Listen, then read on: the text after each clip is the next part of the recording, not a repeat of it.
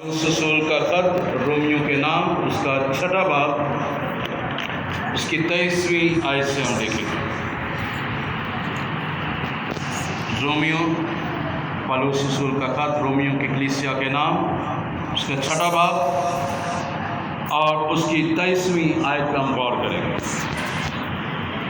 लिखा हुआ है, क्योंकि गुनाह की मजदूरी मौत है, मगर खुदा की बख्शिश हमारे मसीह यीशु में हमेशा की ज़िंदगी है। क्योंकि गुनाह की मजदूरी मौत है, मगर खुदा की बख्शिश हमारे मसीह यीशु में हमेशा की ज़िंदगी है। खुदा इस कलाम के वसीला से हम तमाम को खुदा बड़ी बरकत बख्शे। अब मेरे अज़ीज़ों, इस एक आयत में बहुत सारी चीज़ें हमें सीखने को मिलती हैं। यहाँ पर जो पहले हिस्से में आया है कि क्योंकि गुनाह की मजदूरी मौत है। अब आज हम सीखेंगे इस आयत की रोशनी में कि गुनाह की मजदूरी मौत कैसे हो सकती है और जो रियल हमारी जो जगह है हम कैसे उससे भटक जाते हैं। आज के कलाम का अनुमान है heaven is real. Heaven is a real. आसमान एक हकीकत है। इससे पहले कि हम उन आयात की रोशनी में आगे बढ़ें, कलाम मुक़द्दस में से सीखें, आसमान 5 लफ्ज़ों का मजमूआ है। इसको हम देखेंगे। अलमदा से आदम और सीन से साथी या सिलसिला, मीम से मोहब्बत और अलिफ से अकेला या ईमान और नून से निजात या नस्ल इंसानी।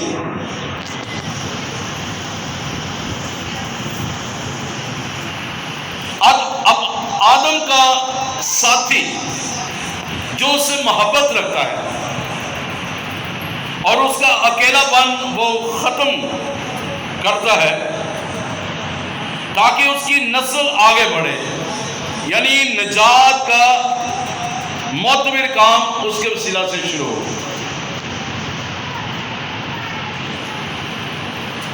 आसमान एक असल हकीकत है जिससे हम इनकारी नहीं हो सकते, क्योंकि इसके बारे में बाइबल मुक़द्दस में वाज़िह तौर पर बयान किया गया है। जो खुदा ने अपने मुक़द्दसीन, अपने अंबिया किराम के ज़रिए, नबियों के ज़रिए, रसूलों के ज़रिए तस्दीक करवाई है कि खुदा उनको आसमान के आसमानों पर ले गया। जैसे कि पौलुस रसूल कहता है कि मैं तीसरे आसमान पर चला गया, क्योंकि वहां पर बज़ाते खुद खुदा मौजूद है। अब बहुत से लोग कहते हैं कि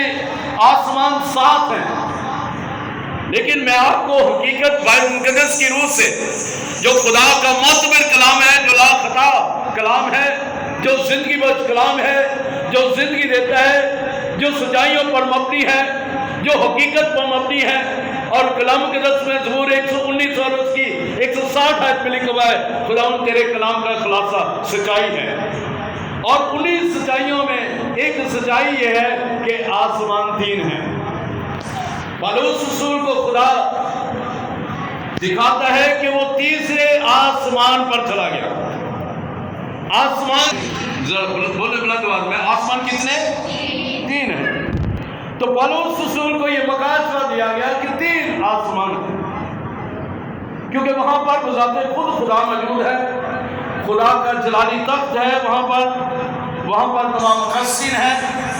जो बगैर आराम किए हुए खुदा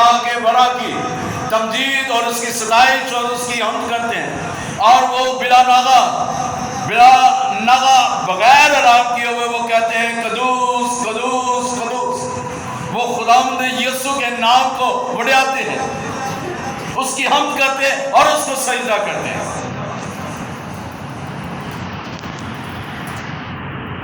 تو آسمان حقیقت ہے، اور خدا نے جب آسمان و زمین کو بنایا، کیونکہ بائبل مقدس کی پہلی کتاب پیدائش میں ہی وہاں پر آئے کہ خدا نے آسمان اور زمین کو بنایا ہے، تو جب وہاں پر خدا آسمان پر رہتا تھا، اس کا تخت وہاں پر ہے، فرشتے وہاں پر ہیں، اس کی تمجید کر رہے ہیں۔ وہاں پر ایک ایسا فرشتہ جو مقرب فرشتہ ہے، لوسیفر اس کا نام ہے، جو خدا کی تمجید کرتا تھا، خدا کی ستائش کرتا تھا، خدا کے نام کو عزت و جلال دیتا تھا، اور اس کے ساتھ اس کی کوئر تھی، دوسرے فرشتگان تھے، وہ خدا کی تمجید کرتے تھے۔ اور پھر زمین پر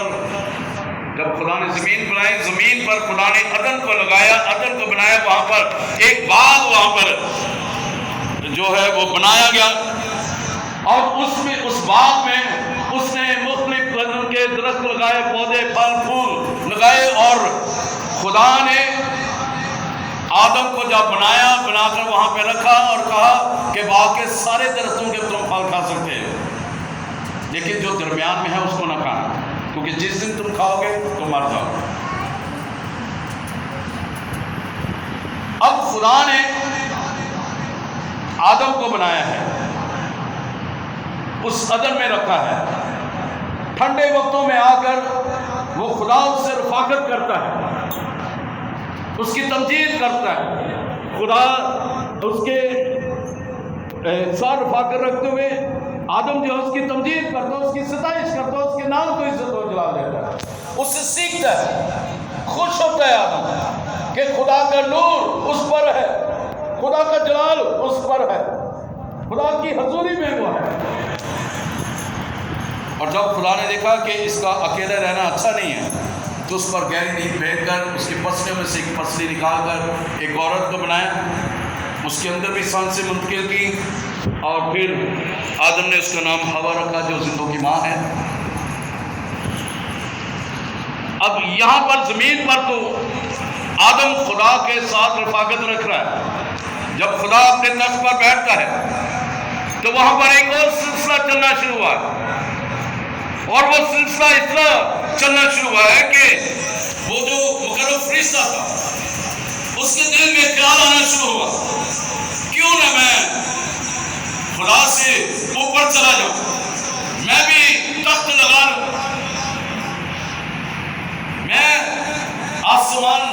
میں رہتے ہوئے خدا کے ساتھ اس کے ساتھ ہوں، میں بھی خدا سے، کیونکہ میں خدا کے سامنے کھڑا رہتا ہوں، خدا کو سجدہ ہوتا ہے، مجھے بھی سجدہ ہوتا ہے، لوگ مجھے بھی جانتے ہیں، فرشتے مجھے بھی جانتے ہیں، میرے پاس اتنے لوگ ہیں، اگر مجھے نکال دیا جائے گا تو بے شمار فرشتے میرے ساتھ ہوں۔ جب خدا نے اس کی بغاوت کو جان لیا تو اس کو زمین پر پٹک ڈالا، اور اس کے ساتھ وہ فرشتے آئے وہاں پر، اور میرے عزیزوں جب وہ زمین پر آتا ہے تو زمین کی خوبصورتی کو دیکھتا ہے، وہاں پر دیکھتا ہے کہ ایک باغ لگا ہوا ہے، وہاں پر دیکھتا ہے کہ وہاں پر دو شخص گھوم پھر رہے ہیں، خوشی میں ہیں، شادمانی میں ہیں، خدا کے جلال کے نیچے ہیں، خدا کے ہاتھ کے نیچے ہیں، خدا کے مسا کے نیچے ہیں، خدا کا ہاتھ ان پر ٹھہرا ہوا ہے۔ اس نے کہا، اس نے سوچا ہوگا، چلو کوئی نہیں، اتو کھڑے ہو گیا اتو کتنا کھڑے ہیں انہوں میں جڑا نا خدا نو ویکھنا، خدا نے من کھڑے ہیں کہ میں وہی مخلوق نو دیکھنا، میں ذکی میں تباہ کرتا۔ تو وہاں پر اس نے عدن میں آ کر جو ہے، کیونکہ وہ مکار ہے، وہ مکاری کرتا ہے، اس نے پہلی مکاری یہ کی، اسے پتا تھا کہ پہلے خدا نے آدم کو بنایا ہے، اسے پتا تھا کہ خدا نے جو ہے آدم کو یہ حکم دیا کہ باغ کے سارے درختوں کے پھل کھا سکتا ہے، جو درمیان میں وہ نہ کھانا۔ اسے پتا تھا کہ ہوا کو بعد میں بنایا گیا ہے، تو وہ جاتے ہی ہوا کے پاس ہے، کیا واقعی خدا نے کہا ہے؟ تو ان کے دل میں یہ ڈال دیا، تو وہاں سے جب انہوں نے اس کی بات کو مان لیا، سن لیا، تو ان سے سرین گناہ ہوا، خدا کا گناہ انہوں نے کر دیا، نافرمانی کر دی، ممنوع پھل کھا لیا انہوں نے، شیطان کے ابلیس کے بہکاوے میں آ گئے۔ تو جو ہم نے حوالہ پڑھا تھا رومیو 6:23 میں، کیونکہ گناہ کی مزدوری موت ہے، انہوں نے وہ مزدوری کی، وہ گناہ کر لیا، وہ بدی کر لی، وہ نافرمانی کر لی، اور وہ خدا کی حضوری سے کٹ گئے۔ ان کی ڈیتھ واقع ہو گئی، موت واقع ہو گئی، ان کی روحانی طور پر ان کی موت واقع ہو گئی، جسمانی طور پر بے شک وہ زندہ تھے۔ جب خدا وہاں پر آتا ہے تو وہ خدا دیکھتا ہے کہ آدم کہاں پر ہے، ہوا کہاں پر ہے، وہ آواز دیتا ہے، آدم آدم تو کہاں ہے؟ پھر وہ ڈرتے ہوئے سامنے آتے ہیں، کہتے ہیں خداوند ہم یہاں پر، ہم نے تیری آواز کو سنا، ہم ڈرتے کانپتے ہم چھپ گئے۔ تو خدا نے کہا کیا تم نے وہ گناہ تو نہیں کر دیا جو میں نے آپ کو منع کیا تھا کہ پھل نہ کھانا؟ کیا وہ تم نے پھل تو نہیں کھا لیا؟ اس نے کہا جس عورت کو تم نے رکھا اس نے خود بھی کھایا اور مجھے بھی کھانے کو دیا۔ گناہ کی مزدوری موت ہے، انہوں نے گناہ کر دیا۔ شیطان کو پتا تھا کہ آسمان حقیقت ہے، وہاں پر خدا کی خدائی ہے، وہاں پر خدا کا جلال ہے۔ اسے پتا تھا کہ وہاں پہ خدا جلالی طور پر وہاں پہ تخت نشین ہے، وہاں پر وہ کائنات کو دیکھتا ہے، کائنات کی وہ سیر کرتا ہے، اس کی آنکھیں پاک ہے، وہ بدی کو نہیں دیکھ سکتی۔ اس نے زمین پر بدی کروا دی، گناہ کروا دیا۔ پھر وہیں پہ خدا نے جو وعدہ کر دیا کہ عورت کی نسل سے ایک پیدا ہوگا، اور جس نے آدم سے ہوا سے گناہ کروایا ہے وہ خدا کا بیٹا اپنے پاؤں کی ایڑی سے ابلیس کے سر کو کچلے گا۔ اور میرے عزیزوں، یہاں پر کیونکہ گناہ کی مزدوری موت ہے، مگر خدا کی بخشش پہ خدا نے وہیں پہ وعدہ کر دیا۔ خدا نہیں چاہتا تھا، اسے پتا تھا کہ یہ میری صورت پر بنا ہے، اس کی صورت بگڑ نہ جائے، اس کے اندر جو میں نے گن رکھے ہیں، میری روح کی نیچر کے اندر ہے، روح کا پھل اس کے اندر ہے، میری قدرت اس کے اندر ہے، اور میں اس کے ساتھ رفاقت رکھتا ہوں۔ میں سے بڑے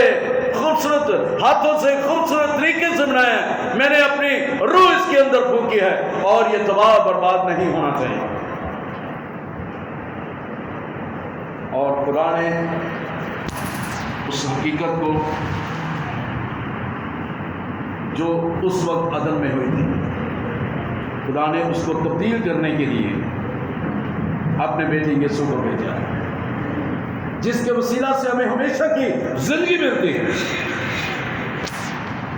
کیونکہ جب ہم گناہ کرتے ہیں تو ہماری زندگی میں موت واقع ہوتی ہے، مگر خدا کی بخشش رحم کے وسیلہ سے،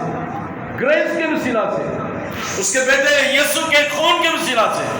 اس کے بیٹے یسوع کے معاف کرنے کے وسیلہ سے، صلیب پر جان دینے کے وسیلہ سے ہمارے گناہوں سے ہمیں خلاصی ملتی ہے، اور ہمیں زندگی کے راستے کی طرف ہمیں وہ لے کر چلتا ہے۔ ہاللیلویا۔ میں آپ کو یہ سکھانا چاہتا ہوں، بتانا چاہتا ہوں کہ آسمان ایک حقیقت ہے، اور اس حقیقت کو نظر انداز کرنے کے لیے کہ آدم اور ہوا اس حقیقت کو جان نہ پائے، ان سے گناہ کروا دیا۔ ابلیس جانتا تھا کہ آسمان ایک حقیقت ہے، اسے پتا تھا کہ وہاں پر خدا کا تخت ہے، اس کا بیٹا اس تخت پر بیٹھتا ہے، باپ وہاں پر بیٹھتا ہے، مقربین وہاں پر ہیں، وہ جانتا تھا کہ خدا کے برگزیدہ لوگ وہاں پر موجود ہیں، اس لیے وہ ان کو دور رکھنے کے لیے ان کو خدا سے دور کرا۔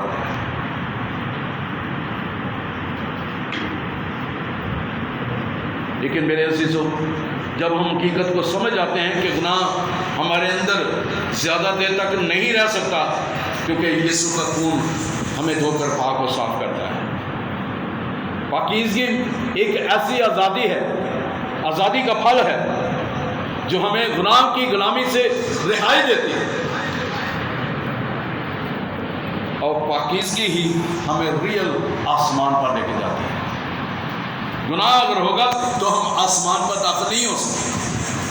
اس حقیقت میں داخل نہیں ہو سکتے جہاں پر خدا کا تخت ہے، اس کے بڑے کا، اس کے بیٹے کا تخت ہے، جہاں پہ مقدسین ہیں، جہاں پہ 24 بزرگ ہیں، جہاں پر تمام اس کے رسول ہیں، تمام اس کے مقدسین، اس کے نام لیوا ہیں، جنہوں نے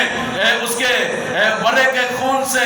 دھلے ہیں اور خون کی چھڑکی ہوئی وہ پوشاک پہنے ہوئے ہیں، وہ الطار پر یعنی اس مذبح پر وہ وہاں پر گھٹنے ٹیک کر بغیر